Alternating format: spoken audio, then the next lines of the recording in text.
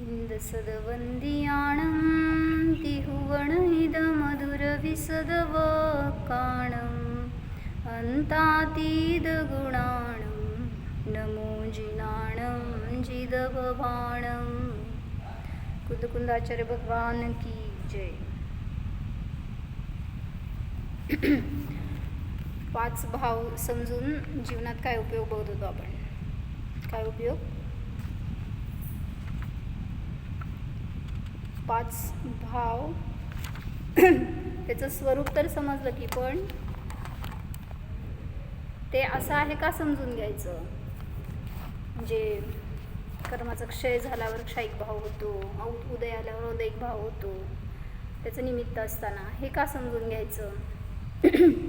तर त्याचं काल बघितलं होतं वर्णन आपण। पारिणामिक भाव समजला तर जीवनामध्ये सहजता येते। का? कारण प्रत्येक समयामध्ये तुम्हाला धैर्य देण्यामध्ये पारिणामिक भाव मदत करतो। काय म्हणले? का? कारण स्वभाव अनचेंजेबल आहे, काय झालं तरी सुद्धा तो बदलणार नाही। म्हणजेच त्याच्याने धीरता येते की संकट आलं तरी सुद्धा त्यामध्ये स्थिर आहे, कशाय झाले तरी स्थिर आहे, जरी आनंद झाला तरी स्थिर आहे आणि दुःख झालं तरी स्थिर आहे। म्हणून सांगितलं पारिणामिक भावाने स्थिरता येते, सहजता येते, धीरता येते। लिहा, तुम्ही नाही लिहिले म्हणजे काकी। काय म्हणले काका? चिंतन केलं का? 5 भाव समजून काय फायदा आपल्याला। तर औदयिक भाव समजून काय सांगितलं? भय उत्पन्न होतं औदयिक भाव आणि त्याचं फळ समजल्यावर। औदयिक भाव मी जर आता या परिणामामध्ये कर्मांच्या उदयाचं निमित्त असताना तशा रूपाने परिणमन केलं, तसे औदयिक भाव केले तर मला काय फळ मिळणार आहे हे सगळं आपल्याला त्या पुराण पुरुषांच्या कथांवरनं वगैरे समजतं। किंवा इवन आता आपल्या पण भूत भविष्य वर्तमानावरनं समजतं की कुठल्या परिणामांचं फळ काय मिळत असतं, प्रत्यक्ष आपल्याला समोर पण दिसतं। म्हणून औदयिक भाव समजून भय उत्पन्न होतं, पापभिरुता, संसारापासून भय, संवेग किंवा प्रशम, कषायांची मंदता होते। कारण मी जर कषायांमध्ये जर अनुरक्त झालो, कशाई झालो तर त्याचं फळ मला नियमाने दुःखच भोगावं लागणार। म्हणून जीवन जगण्याची कला समजते जेव्हा आपण या भावांचं फळ समजून घेतो त्यावेळेस। म्हणून काय काय सांगितलं औदयिक भावाचं? औदयिक भाव समजून पापभिरुता येते, संवेग भाव उत्पन्न होतो, परत संवेग प्रशम भाव, कषायांची मंदता म्हणजे प्रशम भाव होतो। अजून काय सांगितलं होतं? काय सांगितलं अजून? सांगितलं की पापभिरुता, प्रशम, संवेग आणि कुठल्या परिणामांचं फळ काय असतं हे समजल्यावर जागरूकता येते, सावधानता येते। पुढं क्षयक्षमिक भाव समजून काय फायदा? बरं, औक्षमिक अजून काल घेतलं नव्हतं आपण, काल हे घेतलं होतं म्हणून हे घ्यायले। क्षयक्षमिक भाव समजून काय फायदा? तर कितीही विकृत दशा असली तरीही त्यामध्ये स्वभावाच्या व्यक्ततेचा पूर्ण अभाव होत नाही। स्वभाव हा कथंचित व्यक्त आहेच। मग बहिरंगामध्ये कुठलीही परिस्थिती असो, संकट असो, विकृत दशा असो, विपरीत दशा असो, तरीसुद्धा शुद्ध अंश हा प्रगट असतोच। त्यामुळं एक विश्वास उत्पन्न होतो की आपण आपल्यामध्ये जरी आत्ता काही कमी आहे तरीसुद्धा काही कमी नाही। काय म्हणणे? बरोबर, हीनता दीनता नष्ट होते जेव्हा क्षयक्षमिक भाव समजतो, कारण तो माझा स्वभाव नाही आहे। म्हणून म्हणलं की जेव्हा तो कथंचित शुद्ध रूपाने नित्य आहे विद्यमान, कथंचित व्यक्त आहे नित्य, तर त्याच्यापासून आपल्याला पूर्ण आनंदाची पण प्राप्ती होऊ शकते किंवा आपण पूर्ण स्वभावामध्ये स्थिर होऊ शकतो। ह्याचा एक कॉन्फिडन्स येतो, एक विश्वास उत्पन्न होतो। क्षयक्षमिक भाव समजून काय फायदा? तर कितीही विकृत दशा असली तरी सुद्धा स्वभाव सर्वथा झाकला जात नाही, त्याची व्यक्तता कथंचित असतेच। पूर्ण अभाव होत नाही, म्हणजे माझ्या स्वभावाचा अभाव होत नाही, माझा स्वभाव बदलत नाही, हे सगळं त्याच्यातून सांगतात. म्हणून ज्ञान, दर्शन, वीर्य वगैरे गुणांचा स्वाभाविक शुद्ध अंश पर्यायामध्ये नेहमी व्यक्त होतच असतो. यामुळेच जीवत्वाची ओळख होते आणि याच्या सहाय्याने आम्ही पर्यायामध्ये पूर्ण शुद्धता प्रगट करू शकतो. जीवत्वाची ओळख होते का?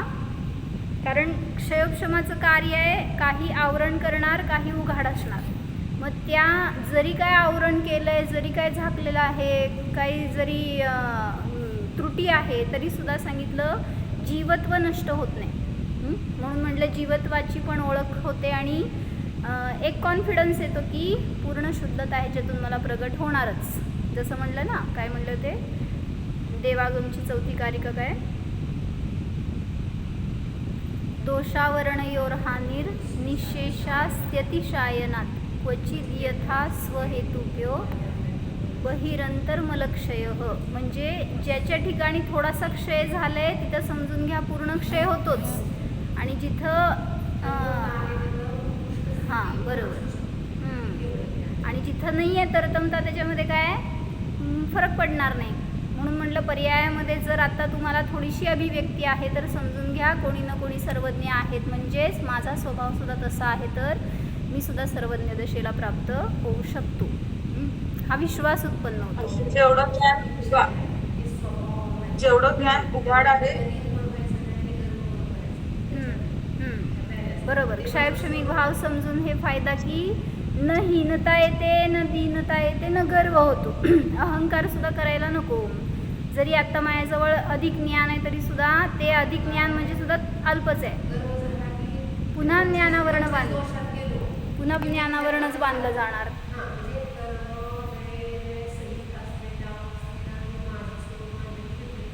बरोबर.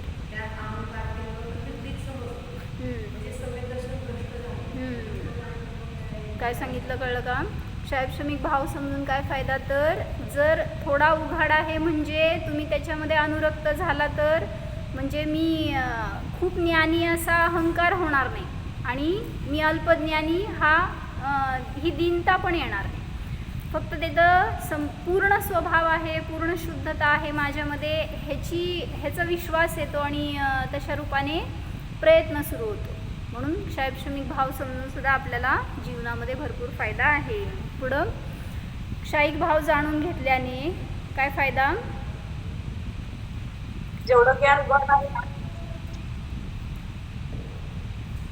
जेवढं ज्ञान आपलं उघाड आहे तेवढ्याच्या आधारेच आपण म्हणजे पूर्णत्वाकडे जाऊ शकतो. बरोबर आहे. कारण ज्ञान आहे तो पूर्ण झाकलेला नाही आहे. मग ज्या अर्थी थोडीशी व्यक्तता आहे त्या अर्थी संपूर्ण व्यक्तता सुद्धा होऊ शकते. ह्याचा विश्वास होत नाही म्हणूनच जीव स्वभावाकडे येत नाही. नाहीतर मग असं म्हणत राहतो की भगवान तुम्ही महान आणि मी लहान. मग असं नाही आहे. जसे तुम्ही तसा मी हा विश्वास उत्पन्न होतो तो आता या क्षयक्षमिक भावाचं फायद्याने, म्हणजे साधन रूपाने जेव्हा आपण मतिश्रुत ज्ञान प्रत्यक्ष प्रमाणसहित असणाऱ्या मतिश्रुत ज्ञानाने स्वभावाला जाणतो त्यावेळेस आपल्याला तसा विश्वास उत्पन्न होतोच. पुढे सांगितलं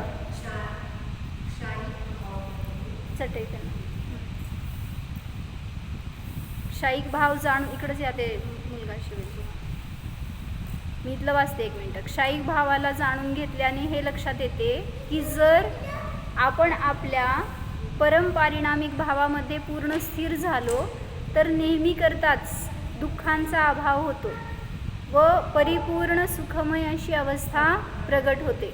ऐकलं का? ऐकलं का मी काय म्हणले? काय म्हणले सांगा? पूजा काय म्हणले मी? ते ऐकायला तुम्ही ऐका ना. काय म्हणले सांगा? जर क्षयिक भाव समजलं तर समजतो की क्षय होऊ शकतो माझ्यातून, पण सगळ्या कषायांचा, विभावांचा, न्यूनतेचा, विपरीततेचा क्षय होऊ शकतो. परमपारिणामिक भावामध्ये पूर्ण स्थिर झालो तर नेहमी करताच दुःखांचा अभाव होतो व परिपूर्ण सुखमय अशी अवस्था प्रगट होते. अशुद्धता कायमची नष्ट होऊन जाते. परंतु क्षयिक भाव सुखमय असल्यामुळे व प्रगट करण्याच्या अपेक्षेने पूर्ण उपादेय असला तरी देखील हा भाव कर्म सापेक्ष असल्याने आश्रय करण्यायोग्य नाही, हे आहे. का बरं? पर्याय आहे. त्यामुळं तिन्ही भाव जरी औपशमिक भाव, क्षयक्षमिक भाव आणि क्षयिक भाव जरी उपादेय म्हणते तरी पण तिथं काय भाव आहे? प्रगट करण्यायोग्य उपादेय आहे, पण आश्रय करण्यायोग्य नाही. आता विद्या काकींना काही समजणार नाही. आश्रय करण्यायोग्य नाही हे आहे. मी कोण आहे भैया? मी जीव आहे. मी पण भगवान आहे असं विचार करतो का तू? म्हण, मी भगवान आहे, मी पण सिद्ध आहे, असं ध्यान करायचं बरं का. आणि ध्यान करताना सगळ्यांना मदत करायची, तू पण बसायचं तसं. तरी देखील हा भाव कर्मसापेक्ष असल्याने आश्रय करण्यायोग्य नाही, हे आहे. यामध्ये ममत्व करणे हे सुखाला कारण नसून दुःखालाच कारणीभूत आहे. हा वैभाविक भाव आहे. काय? हां, का बरं? कारण अनादि अनंत नाही राहणार. क्षयिक भाव जरी तुम्हाला त्या समयात सुख देणार आहे तरी सुद्धा तो भाव आश्रय करण्यायोग्य नाही म्हणून विभावच म्हटलं. जो स्वभाव आहे तो अनादि अनंत राहणार म्हणून. हा अनादि काळापासून देखील नाही का? हा भाव अनादि काळापासून का नाही? साधी आहे, कारण त्याला सुरुवात आहे ना. क्षयिक भाव अनादि का नाही हो? कारण कर्मांचा उदय आहे ना अनादीपासून, आणि मग क्षय त्याचा झाल्याशिवाय क्षयिक भावाची प्राप्ती नाही. म्हणजे कर्मांच्या क्षयाच्या निमित्तात क्षयिक भावाची प्राप्ती होते. म्हणून सांगतायत की हा भाव अनादि नाही तर साधी आहे. हा स्वतःच्या आश्रयाने उत्पन्न होत नाही.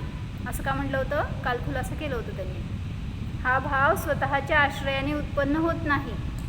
का म्हणलं असं? बरोबर. हां, क्षयिक भावाला विषय नाही करायचा आहे तुम्हाला.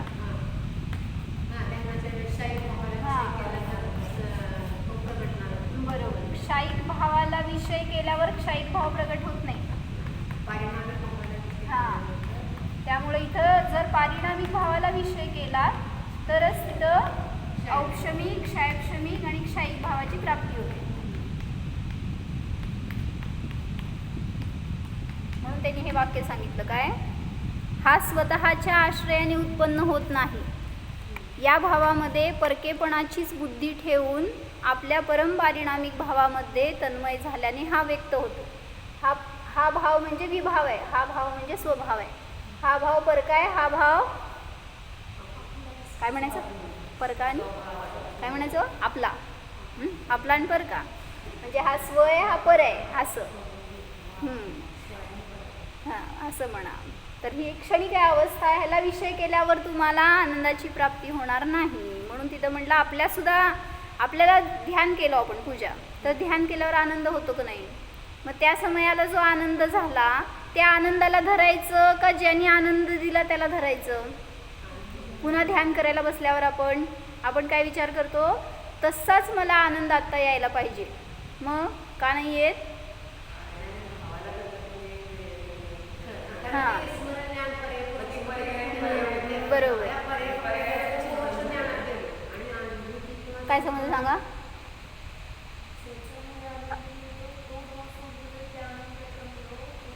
नाही, ज्याच्यामुळं आनंद मिळतो तो विषय, तो स्वभाव धरत नाही म्हणून दुसऱ्या पर्यायामध्ये आनंद मिळत नाही. म्हणून आपण काय म्हणले? स्वभाव आनंदमय आहे. कसा आहे? तर त्याला धरत नाही. धरलो तर आनंदाची प्राप्ती होते. पण दुसऱ्या पर्यायात चिंतन करायला जाता की मला तसा आनंद मिळावा म्हणजे कोणाला धरलं? याला धरायचं सोडून त्याला धरलं, त्या फळाला धरलं. म्हणून म्हटलं तुम्ही पुन्हा तोच विषय करा तर तुम्हाला तसाच आनंद पुन्हा प्राप्त होणारच. पुढं औपशमिक भाव समजून काय फायदा? काल बघितलं होतं आपण. औपशमिक भावाशिवाय काय नाही हो? सुरुवात नाही. धर्माची सुरुवात औपशमिक भावापासून होते. क्षयिक भावाशिवाय काय नाही? मोक्ष नाही. पुढं क्षयक्षमिक भावाशिवाय काय नाही? बरोबर. छद्मस्त दशा नाही, कारण जोपर्यंत छद्मस्त आहे तोपर्यंत क्षयक्षमिक भाव आहे. औदैक भावाशिवाय मी नाही असं म्हणा की. औदैक भावाशिवाय मी नाही, म्हणजे संसारी नाही, कारण तुम्ही औदैहिक भावच करताय. आत्ता पण काय करताय सांगा? कुठले भाव चालू आहे तो आता? कर्मांचा उदय, हे ज्ञानावरण कर्माचा उदय क्षयक्षम आहे, त्याच्या निमित्तामध्ये ते भाव करतोय. तर ते औदैहिक भाव सांगितले. आणि पारिणामिक भाव शिवाय जीव नाही, कारण द्रव्य आहे तिथं त्याचा स्वभाव नियमाने असतोच. मग औपशमिक भाव समजून काय फायदा?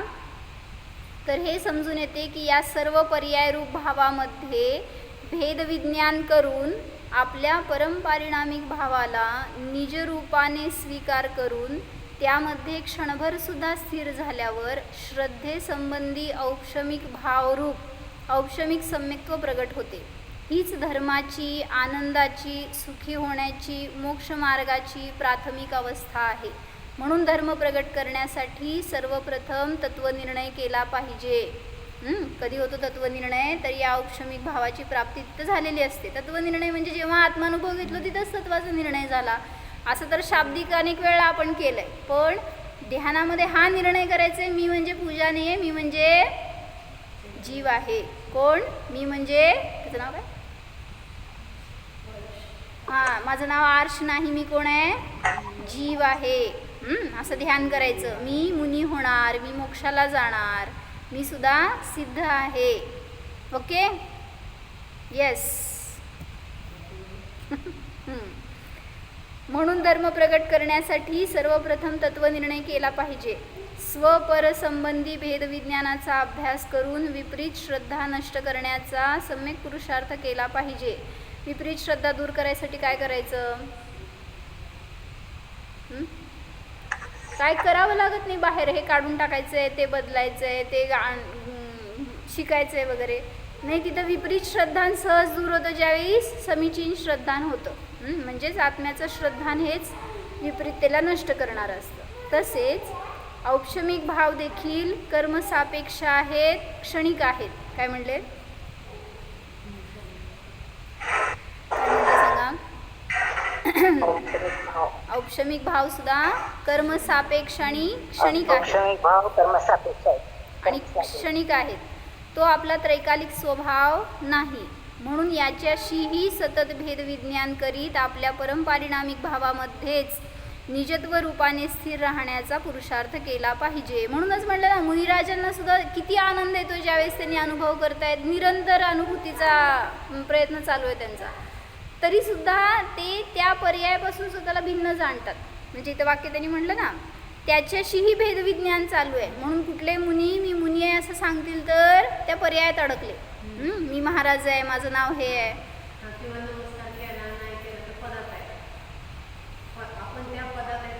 हां हां, बरोबर. म्हणजे मी मुनी आहे, मी महाराज आहे, मला लोकांनी नमस्कार करावं, मला मान द्यावा, मला विचारावं वगैरे, किंवा हां माझं नाव लिहावं, मला प्रसिद्धी द्यावी, काय पण अशा कुठल्या विचारात अडकणार. तर एकदा माताजींना आम्ही डायरी दिली होती एकाने लिहा म्हणून, मोठ्या माताजींना. मग ते डायरी दिल्यावर आम्ही म्हणलो, आता ती डायरी सेम होते हो सगळ्यांचे, म्हणल्यावर आम्ही आमच्या डायऱ्यांवर नाव टाकलो. त्यांची डायरी कशी समजायची, म्हणून आम्ही म्हणलं याच्यावर नाव टाकू का? आम्हा म्हणले एक तर ते आमची वस्तू आहे असं आम्ही ठेवणार नसतो जवळ, आणि त्यात तुम्ही नाव टाकल्यावर म्हणल्यावर म्हणजे परमिशन नाही दिली हो, असं लिहायचं नसतं नाव असं म्हणून. म्हणजे आता त्यांचे शेवटी प्रिन्सिपल उद्दिष्ट असं नाही, वापरा म्हणून सांगितल्यावर नसतं उद्दिष्ट, पण त्यांना नावाचं रुची नाही आहे हे मला सांगायचं आहे.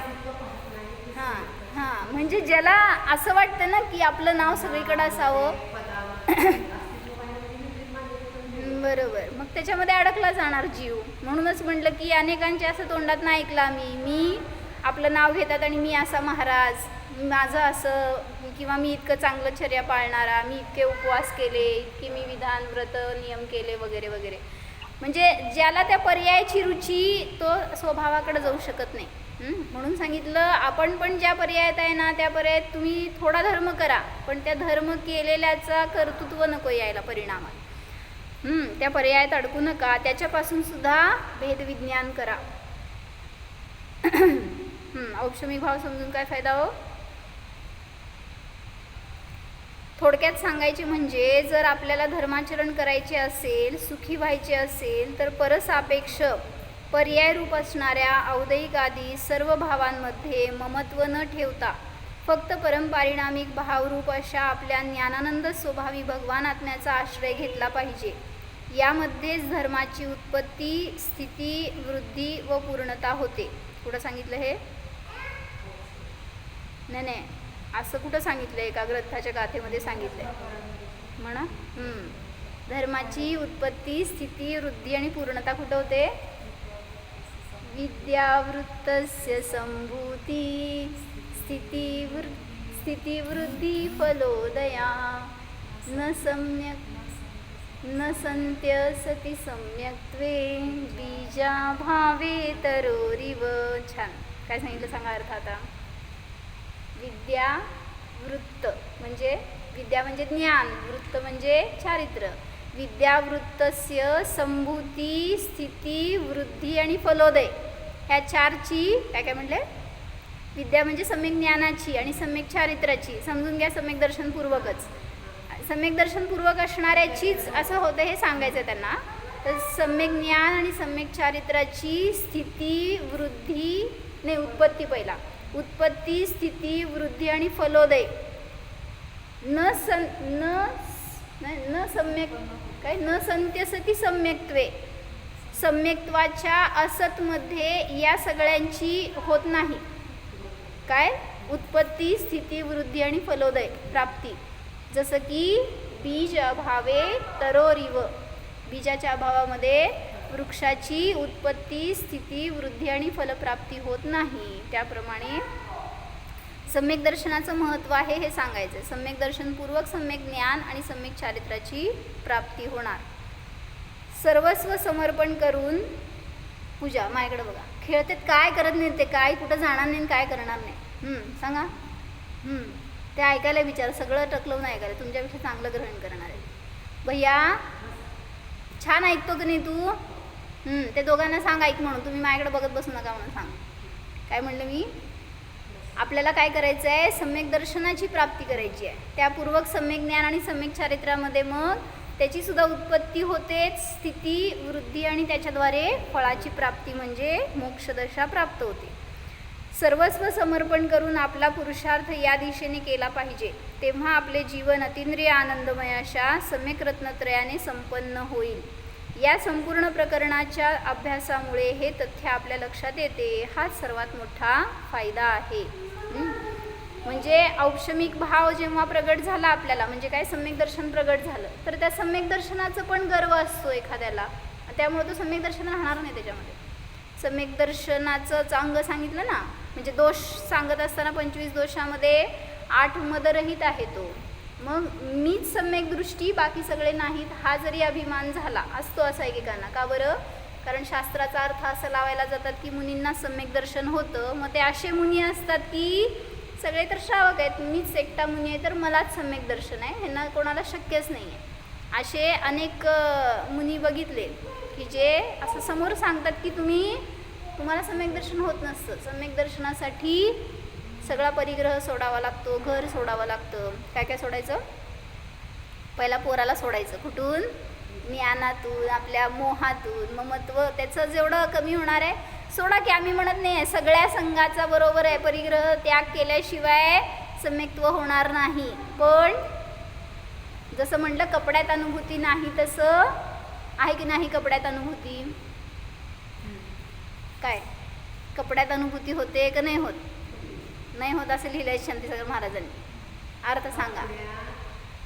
बरोबर आहे वाक्य. ते कसं बरोबर करायचं? स्फूर्तिका की मी घेतलेलं आहे वेळा. कपड्यात अनुभूती नाही. का नाही? विशू काकी सांगा. कपड्यामध्ये कपडे घालणार हा मी असं जाण्याचं. नाही. पण हे वाक्य सांगा की मला, कपड्यात अनुभूती होते का नाही होत? कपड्यात अनुभूती होत नाही हे बरोबर आहे वाक्य. कसं बरोबर सांगा?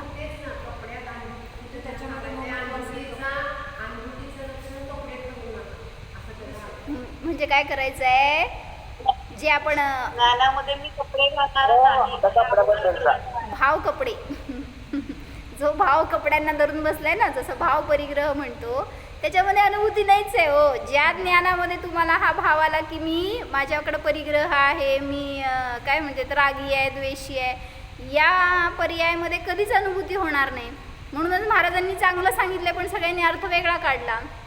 कपड्यातच काय म्हणले, उलट त्यांनी खुलासा केला म्हणले ना शीतल काकांनी नातेपुतेच्या. कपड्यात अनुभूती होत नाही, उपलक्षणात्मक सांगितले म्हणले. बायकोत अनुभूती होते का, घरात अनुभूती होते का, दागिन्यात अनुभूती होते का, सगळंच काढा की. मग तेवढं एकच का काढलाय, लगेच सगळ्यांनी कपडेच धरून बसलेत.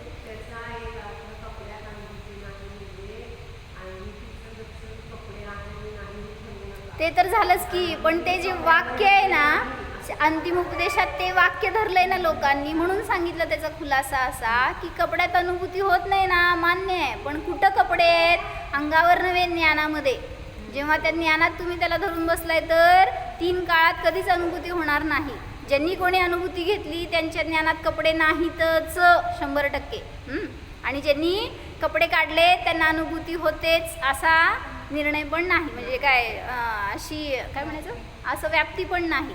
म्हणून म्हणलं जाऊ दे, दुसऱ्याला खंडन करायचं नाही, आपल्याला आपलं मत पक्क करण्यासाठी.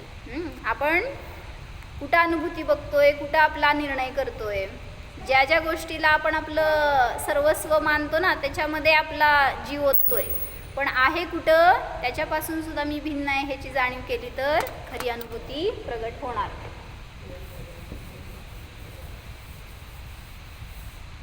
अभव्य जीवाचं आलाप लावायचे होते, 2 दिवस झालं लावायचे आहेत आपल्याला, आज वेळ मिळाला.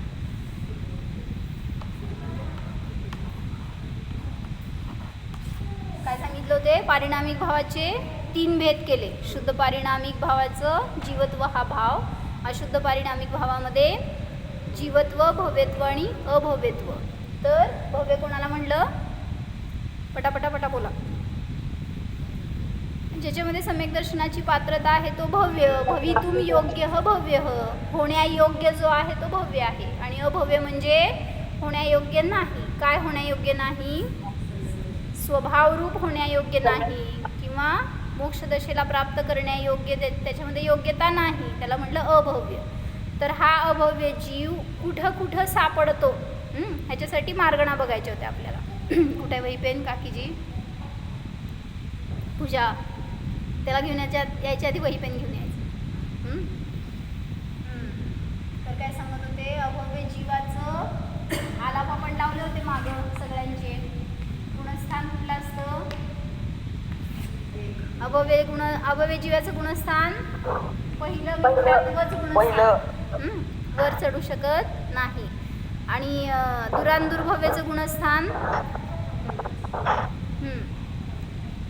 भव्य जीवामध्ये पण भेद केले होते ना, 3 भेद केले होते. कुठले कुठले, निकट भव्याचं गुणस्थान,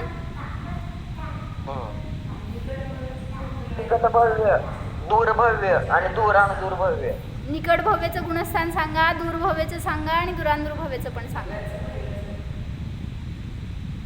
निकट भव्य एक हे चौथं नाही ना, 14 पासून 60 सगळ्यात पुढचं घ्यायची की निकट भव्याचे 14 पर्यंत. बरोबर, सुरुवात 4 ते 14. आता जर आपण अशी त्याची परिभाषा करतोय की सम्यक दर्शनाची योग्यता असणारा तो भव्य, निकट भव्य करण लब्धीमधला असेल तर तो पण पहिल्या गुणस्थानातच आहे. करण लब्धी कुठं असते, अजून त्याची पात्रता प्रगट व्हायची आहे तर तो पहिल्या गुणस्थानातच. आणि दूरभव्य पण पहिल्या गुणस्थानातच आहे.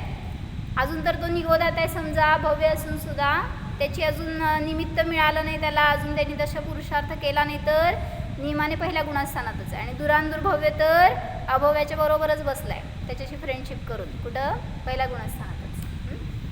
जीव समास कुठले, अभव्य जीवाचं जीव समास, कुठले जीव समास असते, का घाबरायला मग का घाबरायला कुठले जीव समास किती, 19 ऑल. अहो जीव समास आमच्याकडे 14च आहेत, तुम्ही 19 कुठनं काढले?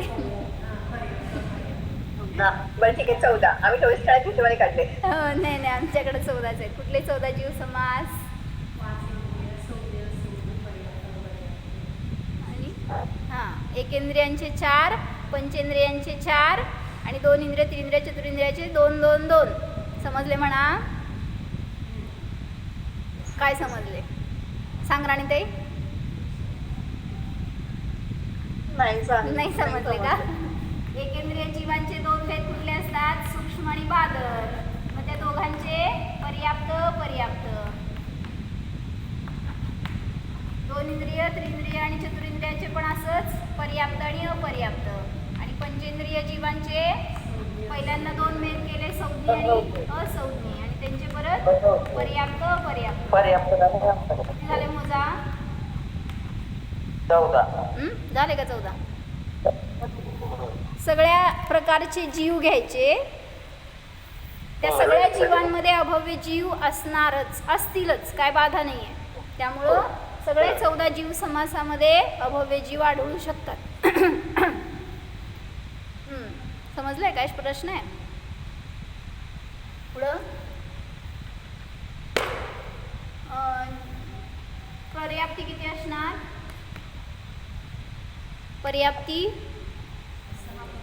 6 पर्याप्त. कसं सांगायचं? 6 पर्याप्त, 6 अपर्याप्त. आता तुम्हाला 24 ठाणा लावून माहिती आहे, दुसऱ्या भागातले आलाप लावून माहिती आहेत धवलाचे. तर त्याच्यामध्ये कसं सांगितलं त्यांनी? पर्याप्त आणि अपर्याप्त सगळ्यामध्ये असणार. पुढं प्राण कसं लावायचे? कसं लावायचे? 10 प्राण फक्त संज्ञी पंचेंद्रिय जीवाला आहेत. असं म्हणायचं. 4 प्राण एकेंद्रिय. पहिला किती देऊ सांगा? 4. इजू काकी पुढं 4 6 7 8 10. 5 प्राणवाला कोण नाही बरं का? 6 6 7 8 8 9. पुढं 10 11. जेवढ्या तेवढेच लावा, जास्तीचे प्राण घालू नका. प्राण जायचं लोकांचं. पुढं जीवा, पद्धती, पाणा, संज्ञा, संज्ञा, 4 संज्ञा असू शकतात. आता सांगा गती. 4 गती. इंद्रिय पंचेंद्रियपर्यंत सगळे. त्यामुळं काय लिहायचं याच्यामध्ये? एकेंद्रिय, द्विंद्रिय, त्रिंद्रिय लिहायचं का? 5 लिहायचं.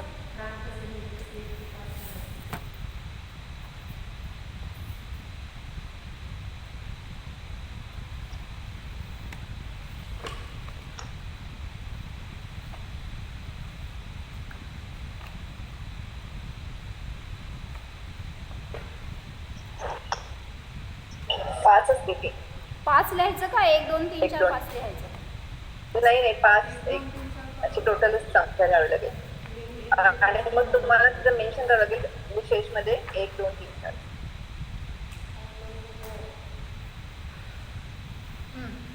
समजून घ्या. 1 2 3 4 5. गती, गई, म्हणजे सुकाय. काय कुठलं आहे?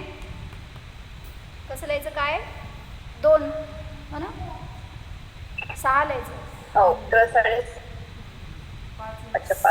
लिहिलं त्यांनी असं. हां, म्हणजे लिहायची भाषा फक्त म्हणून बघितलं. षटकायिक जीव म्हणजे स्थावर 5 आणि 1 त्रस्काय.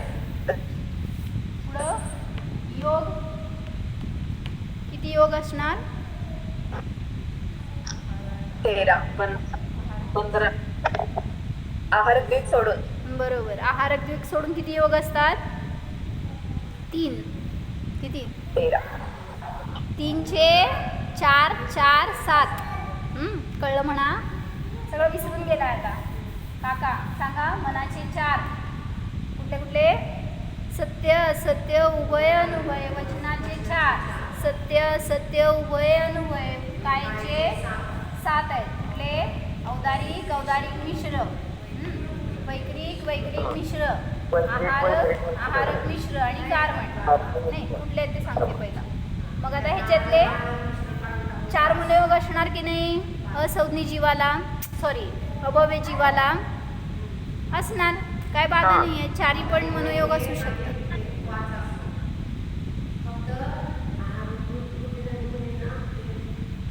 हां विजू काकी, सत्य मनोयोग असतं का पहिल्या गुणासना? दीपाली भाभी नसतो नसतो. बहुतेक नसतो. सगळ्यांना आहे. सगळ्यांना असू अहो शकतं. वस्तू स्वरूप नाही माहित म्हटल्यावर. पण असं नाही आहे कुठला जीव की फक्त असत्य मनोयोग असेल, अनुभव मनोयोग असेल, असा कुठला एखादा जीव नाही आहे. त्याचा असत्य सुटला असा आहे जीव आर्यंत सिद्ध दशे, आर्यंत दशेमध्ये. पण नुसतंच असत्य असतं असं कोण नाही आहे. त्यामुळं पहिल्या गुणस्थानामध्ये चारी मनोयोग, चारी वचनयोग असणार. आणि काय योगामध्ये औदारिक मिश्र असू शकतं, कारण अभव्य जीव पर्याप्त आणि अपर्याप्त दोन्ही दशेमध्ये दिसणार. अपर्याप्त असतो. वैक्रिक शरीरामध्ये पण देवांमध्ये आहे, नारकींमध्ये, सगळीकडे अभव्य जीव आहेत. नाही असं नाही बरं का, समजून घ्या. कशासाठी लावतोय हे समजू दे बरं का. त्या अभव्याला धरून जायचं आपल्याला. वैक्रिक मिश्रमध्ये आहे फक्त आहारक मिश्र हे दोन्ही योग नियमाने नसणार नाही तर. औदारिक मिश्र कोणाला लावतो? नाही कशाला. एका भावातून दुसऱ्या भावात जाताना विग्रहगतीत पण आहे ना औदारिक मिश्र काय योग. त्यामुळं मनुष्य तिर्यंच्यांना तिथं असू शकतो. अपर्याप्त दशा विग्रहगतीमधली. औदारिक मिश्र आणि कार्मण हे 3 असणार मनुष्य तिर्यंच्यांना. मग अपर्याप्त दशेमध्ये औदारिक मिश्र आणि कार्मण असू शकतो. आणि कार्मण त्यामुळे किती झाले? विग्रह गतीमध्ये अवतारिक मिश्र दीदी, विग्रह गतीमध्ये अवतारिक मिश्र नाही, फक्त कार्मण आहे. आणि मग अपर्याप्त दशेमध्ये आहे. जोपर्यंत अजून पर्याप्ती पूर्ण होत नाही तोपर्यंत मिश्र काय योग आहे. मग 4 आणि 4 8 आणि 2 10 आणि 2 12 आणि 1 13. त्यामुळे योग किती असणार? आहारक मिश्र सोडून 13 काय योग असणार. वेद किती? 3 वेद. 3 वेद असायला काय बाधा नाही. जोगे वेद एकच आहे 4. पुढं बोला पटापटा. ज्ञान ज्ञानाचा ज्ञान किती मला लिहू? पर्याय केवळ 5 समय सोडून बाकी ज्ञान आहे. 3 ज्ञान त्याला असणार फक्त. तीन ज्ञान आहेत ती पण कुज्ञान आहेत. कुठली? कुअवधीच म्हणायचं. मिथ्यादृष्टी असतील तर कुठेही चारी गतीमध्ये असताना कुठलाही जीव असू दे त्याला ज्ञान आहे. अज्ञानच आहे ते. त्यामुळं कुअवधी ज्ञानच म्हणायचं. कुमती, कुश्रुत आणि कुअवधी. पुढं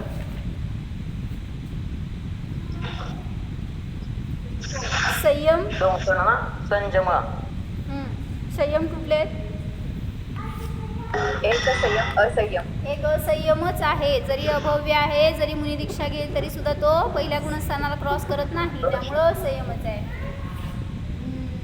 दर्शन किती लिहू? पटपट सांगा. 2 दर्शन सोडून अवधी दर्शन केवळ ज्ञान सोडून 2 घ्यायचे. अवधी दर्शन सुद्धा नाही, फक्त चक्षु आणि अचक्षु दर्शन आहे. कुअवधी ज्ञानाला अवधी दर्शन नसतं. दंसण लेसा लेशा साई लेशा असू शकतात. 6 द्रव्य आणि 6 भाव असे लिहायचे. 6 द्रव्य लेशा आणि 6 भाव लेशा. पुढं भव्य आहे का अभव्य आहे?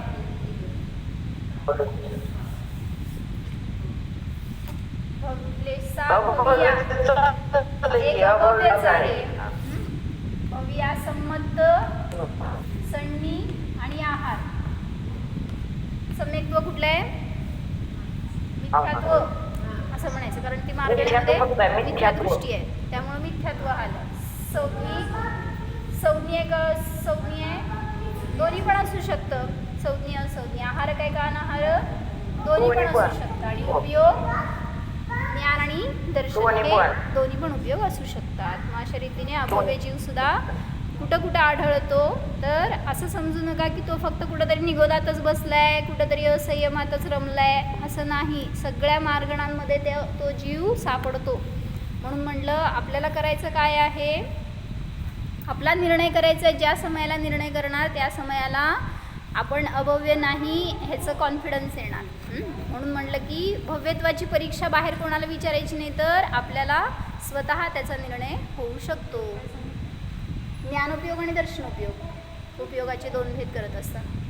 त्यामुळं सगळ्या ठिकाणी अभव्य जीव आपल्यामध्ये येऊन फिरू शकतायत. आपण जर नाही करत आहे निर्णय स्वतःचा, तर हे पण समजून घ्या आपण पण कुठंतरी त्याच्यामध्ये असणार कदाचित. म्हणून म्हणलं की निर्णय करा, तर ती पर्याय अनुभूतीची प्रगट झाली ज्या समयाला, त्या समयालाच आपल्या स्वभावाचा तिथं आपल्याला साक्षात्कार होणार.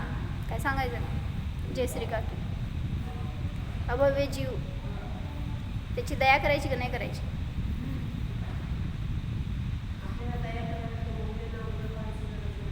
कळणार तर कसं, आणि कळणार तर कसं तो भव्य आहे का अभव्य आहे तो? एक तर मला कळणारच नाही आहे. हां म्हणजे आणि तुम्हाला दयाच करायची आहे ना, सगळ्यावर करा की, त्या अभव्यावरच का चाललाय मागं? हां बरोबर, भव्याची नाही करायची अभव्याची करायची असं भेद एकतर त्याच्या ज्ञानामध्ये नाही.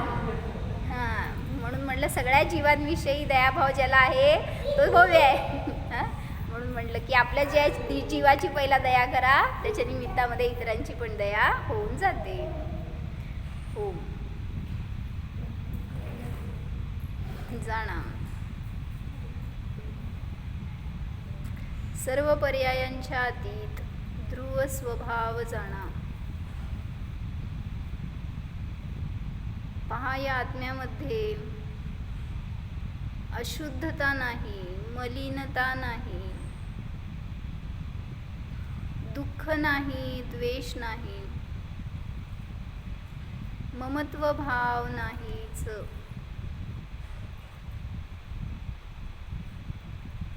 हा मी तर अनादि अनंत शुद्ध आहे, सिद्ध आहे. ओम